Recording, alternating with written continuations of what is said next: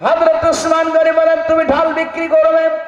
এখনো তো যুদ্ধ বিভিন্ন জায়গায় লাগছে, অহরহ বিভিন্ন জায়গায় যুদ্ধের ঘটনাগুলি ঘটছে, তুমি ঢাল বিক্রি করবা মানে?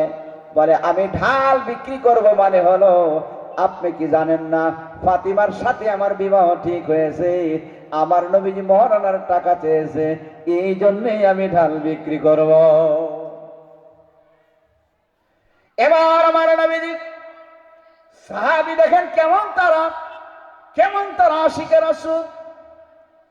উসমান গনি চিন্তা করলেন, আমার নবী তো আলীর ব্যাপারে বলেছে, আলী হলো আসাদুল্লাহিল গালিব, আলীর ব্যাপারে অনেক প্রশংসা আমার নবীজি করেছে, আর ফাতিমা হলো খাতুনে জান্নাত, তার ব্যাপারেও নবী অনেক প্রশংসা করেছে। এবার হযরত আলী মনে মনে ভাবলেন, আমি জীবনে যে আমল করেছি কোন আমলও তো আল্লাহর কাছে কবুল নাও হতে পারে, কিন্তু এদের বিবাহে যদি আমি একটু সহযোগিতা করতে পারি, কিয়ামতের দিন সেইটাই আমার নাজাতের উসিলা হবে। সুবহানাল্লাহ বাড়ি থেকে বলবেন না। এই কথা ভেবে হযরত উসমান গনি বলেন, আলী দাঁড়াও। আলী দাঁড়িয়ে গেলেন, বললেন, তোমার এই ঢালের দাম কত? এবার আলী ডাক দিয়া বলেন, কত দিবেন আপনি বলেন? উসমান আল গনি ডাক দিয়া বলে, আমার কাছে 40 দিরহাম, মতান্তরে 45 দিরহাম আমার কাছে আছে, এটার বিনিময়ে তোমার ঢালটা আমার কাছে দিবানি। ওই জামানার 45 দিরহাম বর্তমানের কত জানে? বর্তমানের প্রায় কয়েক লাখ টাকা। জোরে কন্যা সুবহানাল্লাহ। এবার হযরত আলী বলেন, ঠিক আছে দিব। হযরত উসমান গনি এক হাতে তিনি ঢালটা নিলেন, আর এক হাতে তিনি 45 দিরহাম হযরত আলীর হাতে তুলে দিলেন।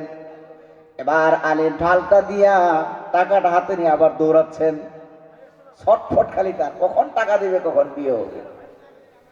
এবার যখন দৌড়াচ্ছেন, উসমান আল গনি পিছন থেকে ডাকলেন, আলী দাঁড়াও দাঁড়াও। ও আলী, এবার বলো ঢালটা কার ছিল? হযরত আলী বলেন, আমার ছিল। বিক্রি করেছো কার হয়েছে? বলে, আপনার হয়েছে। বলে, আলী রে, আমি যদি তোমাকে একটা জিনিস দান করি, তুমি সেই দান গ্রহণ করবানি, একটা হাদিয়া তুমি গ্রহণ করবানি। আলী বলেন, হাদিয়া দেওয়াও সুন্নত, নেওয়াও সুন্নত। এবার হযরত আলী বলেন, এ আলী, এই ঢালের মূল্য তো আমি আগে দিলাম, সাথে ঢাল খানাও আবার তোমাকে আমি দান করে দিলাম। একটু জোরে বলা যাবে কি সুবহানাল্লাহ? সুবহানাল্লাহ। এই ঢাল নিয়ে, এক হাতে ঢাল আর এক হাতে টাকা নিয়ে দৌড় দিয়ে নবীজির কাছে হাজির হলেন। বলেন, ইয়া রাসূলুল্লাহ, এই তো নেন, টাকা নেন। আমার নবীজি বিয়ে পড়িয়ে দিলেন, খুতবা দিয়ে দিলেন। মুসলমানেরা, এই হাদিসটা বলার উদ্দেশ্য হলো, ডিমান্ড আপনি কেন চাইবেন? মেয়ের বাবা যদি খুশি করে আপনাকে একটা সুতা দেয়, সেটাই যথেষ্ট। আপনি যদি কোনো জিনিস নেন, আপনার বিবাহটাই হারাম করে ফেললেন, বিবাহটাকে আপনি নষ্ট করে ফেললেন। আমরা নষ্ট করে ফেলছি বিবাহ। মুসলমানেরা, আমি আরেকটা হাদিস শুনাই দিই। পর্দার আড়ালের মা বোনেরা, আপনারাও কিন্তু হযরতে ফাতিমার মতো হতে হবে, ফাতিমার উত্তরসূরি হতে হবে। আপনার স্বামী বাজার থেকে যদি কোনো জিনিস এনে দেয়, আপনি সেটাতে খুশি থাকতে হবে। এবার দেখেন, ডিমান্ড আপনি কেন চাইলেন? চাওয়াটা যায় নাই। ডিমান্ডের মাধ্যমে যখন বিবাহের বন্ধনে আবদ্ধ হলেন, আপনি আগুন জ্বালিয়ে দিলেন, সংসারে আগুন জ্বালাইলেন, শয়তানকে আমন্ত্রণ করলেন, শয়তানি তরিকায় আপনার বিবাহের কাজ শুরু হয়।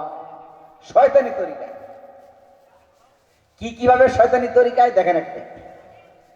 একদিন শয়তান আমার আল্লাহকে ডাক দিয়ে বলে, আল্লাহ, ও রব্বুল আলামিন, আল্লাহ গো, তুমি আমাকে শয়তান বানিয়েছো, আমি আদমকে সিজদা না দেওয়ার কারণে।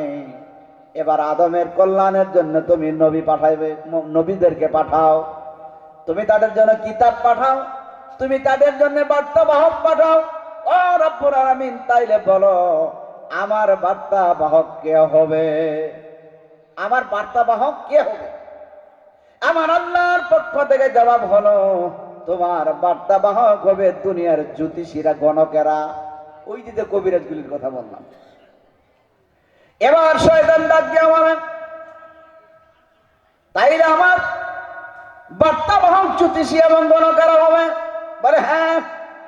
এবার মুসলমানদের অবস্থা দেখেন, অনেক মুসলমান আছে বিবাহের দিনক্ষণ ঠিক করতে গিয়ে পুঞ্জিকা দেখে, দেখে না, পুঞ্জিকা দেখে, পুঞ্জিকা।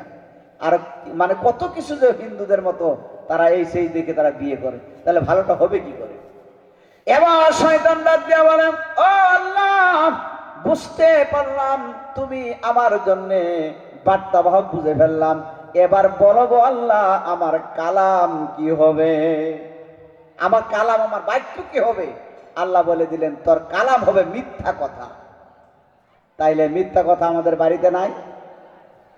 বিয়ে যখন শুরু হয়, প্রথমত মিথ্যা শুরু হয় ঘটকের কাছ থেকে। মাটি যদি আছে 1 বিঘা, গিয়ে বলে মাটির 4 বিঘা। কথা ঠিক কিনা বলেন? মেয়েটা দেখতে যদি একটু কালো হয়, কালো হলে উজ্জ্বল ফর্সা, মানে ও খালি পয়েন্ট বাড়ানোর তলে থাকে। মিথ্যা শুরু করে ওরা প্রথম ঘটকেরা। এই যে মিথ্যার মাধ্যম দিয়ে হচ্ছে, মিথ্যা হচ্ছে শয়তানের কালাম। এবার যদি মেয়ের কোন রকমের খারাপ বিপদ থাকে, কয় না নাই বলে মিথ্যা কথা। মেয়ে অত্যন্ত ভালো, এমন ভাবে সাফাই গায়, ছেলেটার ব্যাপারে সাফাই গায়, মানে উভয়কে একসঙ্গে জোড়া দেয়। কিন্তু আমার কথা হলো, ঘটকালি করা যায়, জোড়া দেওয়া যায়, অত্যন্ত নেকের কাজ। কিন্তু মিথ্যা কথা বলে তুমি যেটা করলে, টোটালটাই হলো শয়তানের কাজ। কার কাজ? শয়তানের কাজ। বন্ধুগণ আমার, এবার আরেকটু লক্ষ্য করেন। এবার মেয়ে যখন বিয়ে শাদীর দিনক্ষণ ঠিক হয়, তখন তো মেয়েটার গোসল টোসল করানো হয়, হয় কিনা বলেন? আপনাদের দিকে গোসল করানো হয় না? মেয়েটার গোসল হয় না? আর একটু জবাব দেবেন, গোসল হয় কিনা? গোসল হয়। এই গোসলটা যে করায়, কারা কারা করায়? যে মেয়েটার বিবাহ হবে, ওই মেয়েটা পর্দার ভিতরে গোসল করবে। এ মা, তোমাকে ভিন্ন পুরুষ তো দূরের কথা, ভিন্ন মহিলারাও তোমাকে দেখতে পারবে না। তোমার সতর ঢেকে রাখতে হবে। সতর ঢাকা ফরজ, ঠিক কিনা বলেন? অথচ বিবাহকে কেন্দ্র করে মেয়েদেরকে এমন ভাবে গোসল করানো হয়, শরীর ব্যাপারটা হয়ে যায়। আর কতগুলি বদমাশ আছে, তারা ভিডিও ক্যামেরা করে, আছে না? আর বিভিন্ন রকমের ঘিলা টিলা লাগায়, কত কুসংস্কার করে। এটা জায়েজ নাই। এবার শয়তান আল্লাহর কাছে বলে, আল্লাহ, তাইলে বলো দেখি আমার মসজিদ কোনটা, আমার মসজিদ কোথায়, আমার মসজিদ কোন জায়গায়? আমার আল্লাহর পক্ষ থেকে জবাব হলো, তোর মসজিদ হলো বাজার। দেখেন, মুসলমানরা বিয়ার আলাপ নিয়ে বাজারে কেসাল লাগায়, বাজারে বাজারে ঘুরে। বাজারটা হলো শয়তানের মসজিদ। এবার শয়তান বলে, আল্লাহ, তাইলে বলো আমার মুয়াজ্জিন কে? আমার মুয়াজ্জিন কে? মসজিদে লোক আসবে, মুয়াজ্জিন তো লাগবে। আল্লাহ বলে দিলেন, তোর মুয়াজ্জিন হলো দুনিয়ার বাদ্য বাজনা, গান বাদ্য বাজনা হলো তোর মুয়াজ্জিন। এবার আপনার বাড়িতে বিবাহকে কেন্দ্র করে ঢোল বাজাইলেন, ডেক বাজাইলেন, গান বাজাইলেন, শয়তানকে আমন্ত্রণ করলেন, আয় শয়তান আয়, তুই ছাড়া আমার বাড়ির বিয়ে হবে না। ঠিক কিনা বলেন? আমার ভাষা বুঝতেছে তো আপনারা? এই যে আপনার বাড়িতে আমন্ত্রণ করলেন, গান বাজাইলেন, ডেক বাজাইলেন, এমন ভাবে সিডি বাজাইলেন, মোবাইল বাজাইলেন, আপনার শয়তানকে আমন্ত্রণ করলেন, না না না, আপনার বিবাহে আল্লাহর রহমত বরকত হবে না, হতেই পারে না। এইবার মেয়েটাকে গোসল করানো হয়, গোসল করানোর পরে সেখান থেকে আবার কুলে করে নিয়ে আরেক জায়গায় বসায়। আছে আপনাদের দিকে এগুলা? আছে? এবার মেয়েটাকে কুলে করে যে নিয়ে যায়, সে কে? হ্যাঁ, কয় না? এই তো কথা, দুলা ভাই। এই বদমাশ ডাকাত, বর্তমান জামানার বড় ডাকাত হলো এক প্রকারের দুলা ভাই। লাখের মধ্যে 1-2টা ভালো থাকতে পারে, আমি সেটা বলতেছি না, বেশিরভাগই হলো বদমাশ। বদমাশ শালিটাকে কুলে করে অন্য জায়গায় বসায়, আর বলে, হাই রে হাই, তুই চলে গেলি রে, আর পাবো না। অনেক রকমের কুমন্ত্রণা করে। বন্ধুরে, এটা জায়েজ নাই, বিলকুল হারাম, হারাম এবং হারাম। আমাদের মানে নাঙ্গলটা কোথায় ভাঙছে আমি সেটা দেখাচ্ছি আপনাদের। শয়তানের গান বাজনা হচ্ছে শয়তানের কি মুয়াজ্জিন, আমাদের গানও যে বর্তমানে বাইরে হয়েছে, হাই হাই, দুলা ভাইয়ের এক গান, আবার এদিকে শালির আরেক গান, গানের সীমা নাই, গান গায়। ভাবি আমার ইংরাজি মেন, বাংলা কথা বুঝে না, ভাইয়ের কথায় ভাবির মন ভরে না। এই যে শয়তানে দিল আরেক গান, আছে না এরকম গান? যেহেতু অশ্লীল গান সমাজে চলে।